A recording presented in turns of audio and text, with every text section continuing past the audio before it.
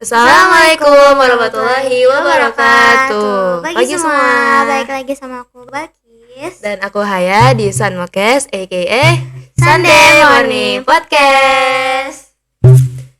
Bang, kira-kira udah berapa lama sih kita kejebak di keadaan kayak gini? Yang apa-apa online, kemana-mana mesti swab dulu, vaksin, semua gara-gara COVID. Ya nih, kayaknya mah udah hampir 3 tahun gak sih? Bener banget. Pokoknya bosen banget, apalagi yang pas kemarin PJJ. Terus pokoknya tuh semuanya serba sendiri, gak bisa hangout sama temen, gak bisa kumpul bareng keluarga, gak bisa jalan-jalan bareng keluarga. Pokoknya bosen banget deh. Ya, untung aja sekarang udah new normal. Aku juga gitu kok.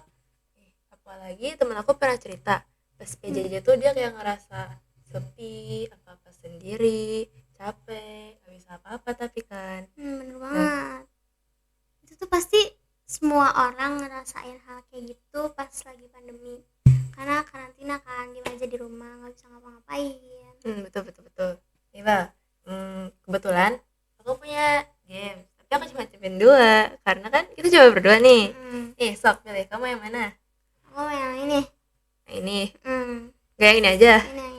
Ini yang ini. Yakin? Sok Ya. buka. Aku dapat Truth nih, oke. Ya. Jadi pertanyaannya, jujur ya, kan truth. Pertanyaannya, coba ceritain secara jujur pas kamu PJJ tuh gimana sih di rumah? Ngerasa sepi kah, capek kah, sendiri, teman-temannya pada online juga, nggak bisa dihubungin 24/7, gimana tuh? Kalau pas PJJ kemarin, aku kan sendiri, misalnya ya aku ngerasain hal itu.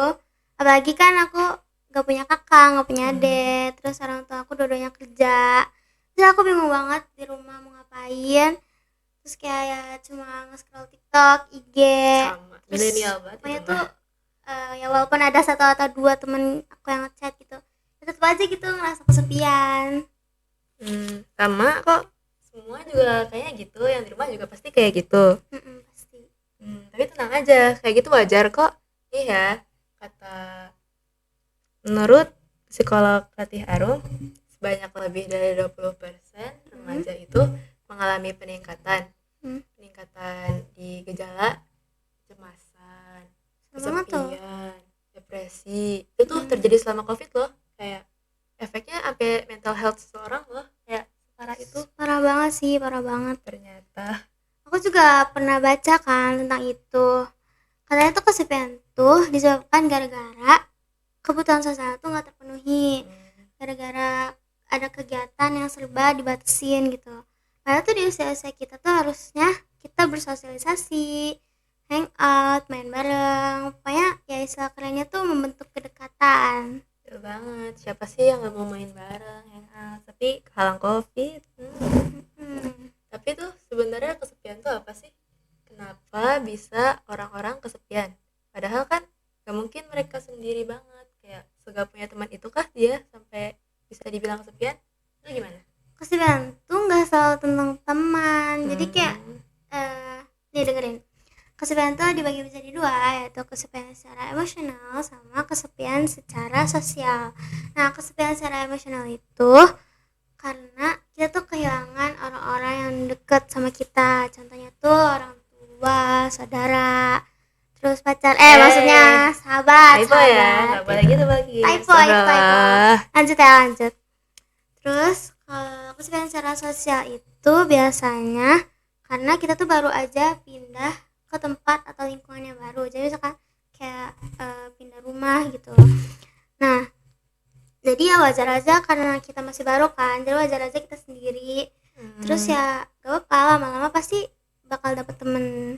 Lama-lama bakal bareng ya pasti. Kamu gak mau sekuder? Iya, jadi karena tadi kamu kasih aku truth, aku nyesel deh kasih tahu Balkis. Gak apa, ini gampang. Gak apa ya. Siap ya pertanyaannya itu. Coba aku mau kamu jelasin 3 tahap kesepian. 3 tahap kesepian? Itu aja kok. Aduh, kirain apa pertanyaannya? Gampang itu mah. Yes. Masa calon psikolog gak tahu. Amin, amin, aminin, aminin. Amin Nah, dong, berarti kalau amin. calon psikolog berarti harus tahu, harus jelasin. Oke. Jadi kesepian tuh ada 3 tahap. Tahap pertama tuh keadaan dimana seseorang kayak udah merasa gak dicintai lagi, gak disukai. Keadaan dimana seseorang tuh ngerasa orang-orang tuh pada gak peduli sama dia. Itu tahap pertama. Tahap kedua itu ada tahap dimana dia tuh udah gak percaya diri lagi. Maksudnya dia tuh kayak gak yakin dia bisa ngapa-ngapain. Maksudnya kan sebenarnya sekarang tuh kayak banyak opportunity buat lomba-lomba kayak kita Benar. atau yang lainnya, tapi dia tuh kayak udah gak punya percaya diri, jadi ya udah jalanin aja sebisanya maksudnya. Nah terus apa itu namanya, interpersonal trust. Nah iya itu interpersonal trustnya gak hilang tuh nih. Terus tahap ketiga itu tahap yang paling berbahaya. Tahu nggak kenapa? Kenapa? Kayak bahaya banget, soalnya sampai bikin orang mau bunuh diri. Kayak Serem banget gak sih serem itu banget, sampai kayak bikin bunuh diri gitu? Padahal sebenarnya gak separah itu kok alasannya. Itu tuh cuma kayak karena keadaan itu tuh bikin orang tuh jadi apatis.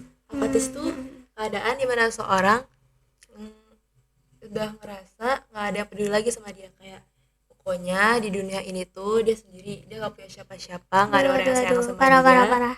gak ada orang yang percaya sama dia. Pokoknya gak ada yang peduli sama dia. Padahal mah pasti ada satu orang. Gak mungkin gak ada sama Gak sekali. mungkin gak ada. Bener banget. Keren. Bener kan? Jadi tuh serem banget ya yang tadi tuh, karena apa sih, karena kesepian dia tuh jadi pengen bunuh diri. Serem banget. Itu mah. Jangan ya yang di rumah, pasti ada kok yang sayang sama kamu kalau kamu kesepian juga. Pasti. Nih Bel, tapi aku masih ada satu nih yang ganjel. Apa tuh? Tahu nggak materi tentang self compassion? Itu tuh aku dari kemarin nyari tapi gak paham juga. Coba deh jelasin. Oh, self compassion. Iya. Self compassion itu konsep baru yang dipelajari sama budaya barat. Itu tuh berasal dari filosofi ajaran Buddha. Itu tentang cara mengasihi diri sendiri. Contohnya tuh kayak kita peduli sama diri kita sendiri, terus menerima kelebihan atau kekurangan diri sendiri, gitu-gitu deh. Nah sebenarnya dua topik ini tuh nyambung. Tadi kan kita ngebahas kesepian kan. Iya benar tuh. Nah kalau kita kesepian ya mau gak mau ya cuma kita doang gak sih yang harus peduli sama diri kita sendiri. Iya, harus dibalik karena gak ada sendiri siapa-siapa ya. Nah apalagi pas masa-masa covid kayak gini, kita tuh udah pokoknya kita harus perhatiin kesehatan diri kita sendiri. Bener banget tuh, yang di rumah juga jangan lupa ya kan. Di masa kayak gini maksudnya udah masuknya normal ya, jangan mentang-mentang jangan lupa maskernya, pokoknya pakai masker, jaga kesehatan ya. Tuh. Mungkin itu aja, segitu aja dari kita ya. Nggak kerasa ya udah mau selesai aja. Padahal baru tadi kita mulai. Betul banget ya. Mungkin sekian dari kita. Mohon maaf bila ada salah kata. Semoga bermanfaat. Sekian dari kita. Terima kasih. Wassalamualaikum warahmatullahi wabarakatuh.